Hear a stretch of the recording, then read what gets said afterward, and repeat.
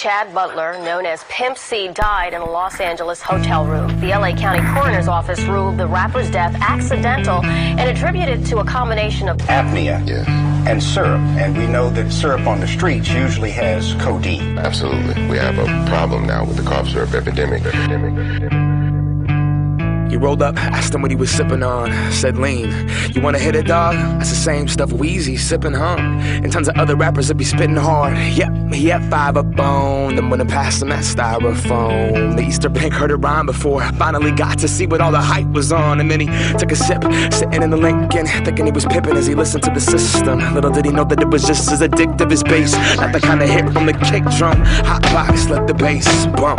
Take it to the face, gulp. Months later, the use went up, and every blunt was accompanied by the pink stuff. But goddamn, he loved that feeling. Purple rain coated in the throat, just so healing. Medicine alleviate the sickness, liquid to fix him. It comes with the cost. Wake up, cold sweat, scratching, itching, trying to escape the skin that barely fit him. Gone, get another bottle just to get a couple swallows. Headed towards the bottom, couldn't get off it.